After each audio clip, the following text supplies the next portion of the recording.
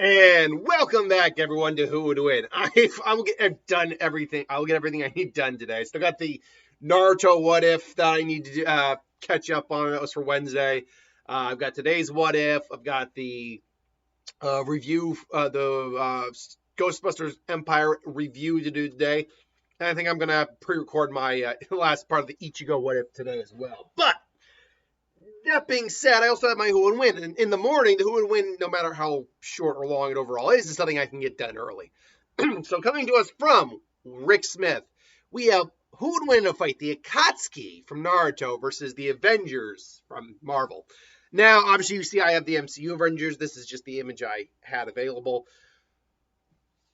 It's also the general team I go with whenever I do an Avengers versus, not necessarily the MCU's equivalent, just the members that are available to fight. The reason for that is the Avengers are like any kind of superhero team, including the Justice League, the X-Men, so forth and so on. Their team members have rotated out and teams have been completely different for years and years and years and years. So I can't just go with like the entire Avengers, because that's literally dozens upon dozens upon dozens of characters. But that being said, I'll still generally go with the outline of the MCU Marvel team because it's the one most people know about. Any member that in the MCU that's been an Avenger, there you go. But B, it is also one of the more consistent lineups you see in the comics. At least from like Captain America, Thor, Iron Man, Hulk. They're usually members of the Avengers. And then other characters like Black Widow, Captain Marvel, Hawkeye. They've been consistent members, but not consistent, but not the most consistent. Ant-Man, for example, is a member of the Avengers, and he was one of the original members of the Avengers. Point being, when we look at a fight between the Avengers and the Akatsuki, we're not, let's be honest, we're clipping out a couple members as it is. Because there's no way Cap is doing anything.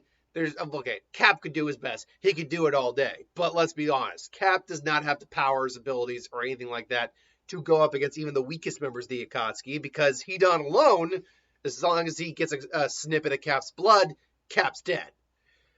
Same with Black Widow, same with Hawkeye. Hawkeye's trick arrows could be a little problematic, I would say, but nothing that these guys on the Akatsuki couldn't deal with. Again, even if we're just going with the weakest member, who again would be Hidan, it's nothing he can't deal with.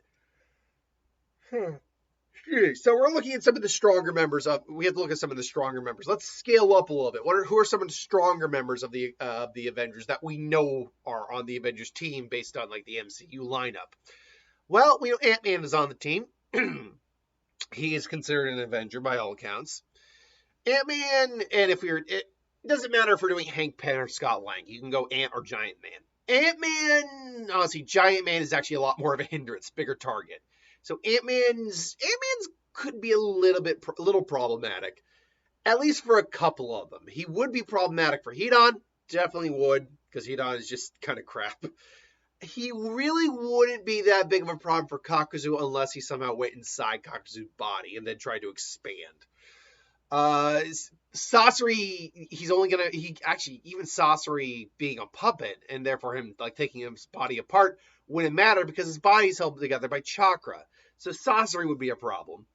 Daedric would literally just find a way to blow him up. Conan just turns the paper. Both Pain and Itachi could probably visually find him, and they have multiple ways of screwing with him. Obito just Kamui's, assuming he notices him. And Kisame is just, a monster. Ant-Man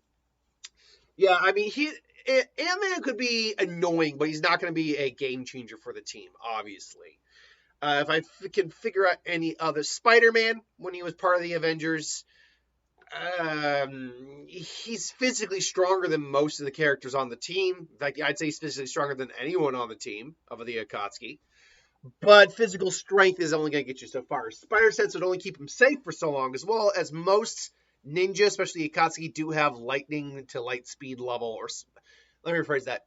Speed of sound to light level reflexes. relativistically. Of course, Spider-Man has that too. So that's kind of a wash, but unfortunately, when it comes to the straight ability side of things, when you have someone who can manipulate gravity on its own, tear its soul out, can just turn intangible, put you in an illusion that you can escape from and just kill you on illusions alone, or create hellfire pretty much that burns you to nothing. Not to mention you have a living sword that steals your life force because chakra does exist within theoretically everything. Ninja just are able to utilize it. Or someone who can literally blow up the entire, basically a Green Goblin who can pretty much home his bombs with Datara. Spider-Man could put up a solid fight, but again, even Hedon being the weakest, if he gets any sort of blood, like scrape on him and gets that blood, he's Spider-Man's toast. Yeah, and despite Hedon being confirmed to be the weakest member of the Akatsuki, his ability against any sort of flesh and blood individual is problematic to say the least. So Spider-Man could put up a solid fight, but let's get into the three heavy hitters of the. Well, let's say four, actually five, really. The five, actually even six Scarlet Witch is on that team too. Let's talk about the heaviest of hitters on the team. So, and I guess if you want to count Vision on that team, we could count him too. Although Vision is dead, but Vision in the MCU is dead, at least until he came back. So we could count Vision in there too. Of course, the comic Vision is different than the movie Vision. And by the way, I am using, just because I'm using the MCU teams, I am referring to the comic counterparts of these characters. Let's just look at who's probably the weakest member of that team, Vision. An android who has a laser gem of some kind. I can't remember exactly what it is. He can fire a laser from his head. At least in the comics, that I know he can fire a laser from his head. He can fly. He's super intelligent. He can turn intangible. That makes him a lot trickier of an opponent to deal with. I would not say he's inherently stronger than all the Akatsuki, but he certainly is going to be able to outmatch individuals like Sasori, like Hedon, because he has no blood. Conan really isn't going to have much of a way to deal with him. Even Yasami, if he hits him with Samahata, he's not a living being, so there's no chakra in there, so Samahata's literally just going to grind against him. Honestly, he's kind of any individual who doesn't naturally have chakra is a bit of a antithesis character to Kasami's abilities. I think the individuals who would be problematic would honestly be your top threes, your Itachis, your Obitos, and your Pains. And honestly, Obito is the wild card in all this for the Akatsuki side, because he can literally just send someone to the Kamui dimension and leave them there. So unless you are capable of breaking down dimensional walls, which a couple of these guys can, if a character is posing that much of a problem, Obito is just going to pop him out of existence. Which does now bring us to a couple of these stronger characters. Like, honestly, Iron Man is probably among the other characters the weakest one on the team, arguably. His suit, though, is nuts. The question is his suit strong enough to be able to handle what these guys would dish out? I mean, tech-wise, he's pretty much comparable to anything the Akatsuki can actually throw at him. The gravity manipulation from Pain is impressive, but unless he's doing Chibaku Tensei, honestly, we've seen weaker individuals than a suited-up Iron Man resist a actual Shinra Tensei. So Iron Man should be able to resist a Shinra Tensei. Now, if Pain has multiple paths on him, he can summon the animals to distract everyone, and he can rip out a soul. In theory, he could grab Iron Man and rip out his soul. But just as the Akatsuki do have speed of supersonic 2 light speed level reflexes, Iron Man in the suit also has reflexes on that scale. So, I don't know. It would Obito could come in, be problematic, and just throw him into the dimension if he needs to. Itachi could go full Susano and seal him with the Tosca Blade. He could also, because he'd still be able to put him in the Genjutsu. He's not immune to that. He could also hit him with Amaterasu. I don't know, Iron Man would be a tougher opponent to deal with, but that's then leading into your 4 big guns. Let's start with Captain Marvel. She can absorb energy, direct it back, survive in space, move at light speed level speeds, super durable. She could probably blitz most of the Akatsuki before they have a time to react. And then once she does it, again, even if for some reason even if she's able to, or sorry, even if the Akatsuki are able to pin her down, they don't have the physical strength to deal with her. We're not dealing with individuals who have physical strength that these guys combined can't deal with. But again, Obito is problematic. Obito can still react extremely quickly. Not quick enough for like instantaneous, movement like, say Minato's flying Raijin, like he did then. Regardless, because they can absorb energy, even the Amaterasu isn't going to do anything. Captain Marvel. But assuming they can put her down, you would then have to go through your three strongest beings here with Hulk, Thor, and Scarlet Witch, all of which are reality warping and or universe busters. So there's no one on the Akatsuki that even comes close to the weakest level of power on those three.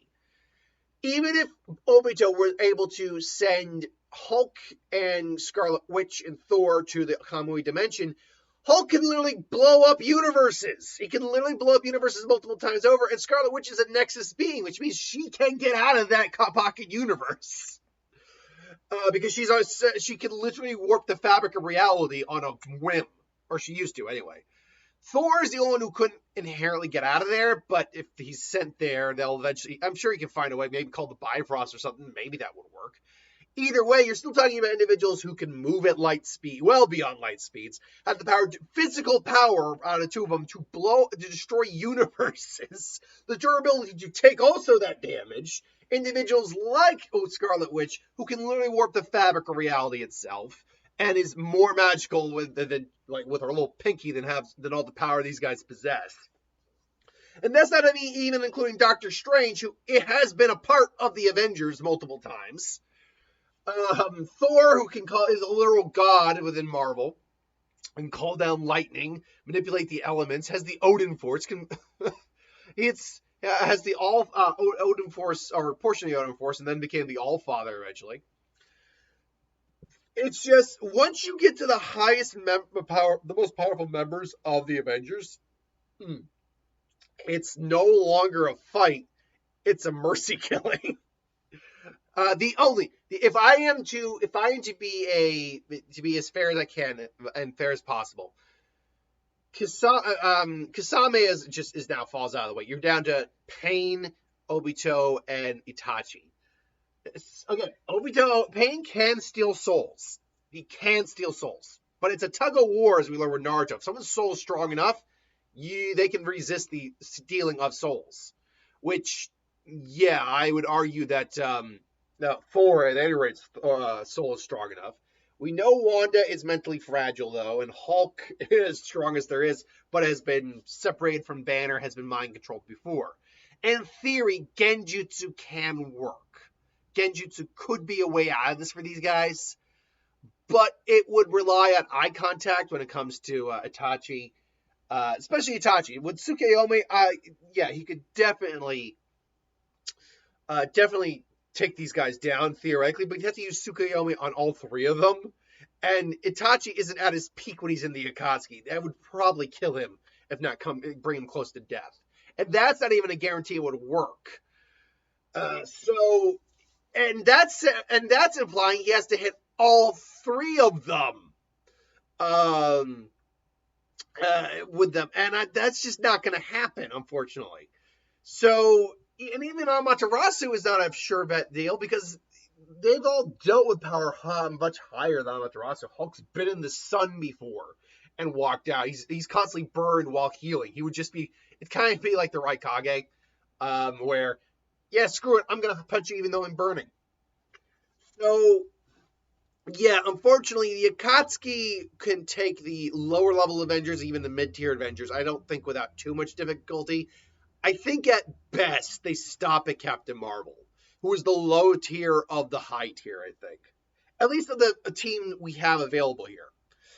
But beyond that, they're going to get clapped as soon as you bring in the heavy hitters. Even if I were to lowball all these characters at the MCU level...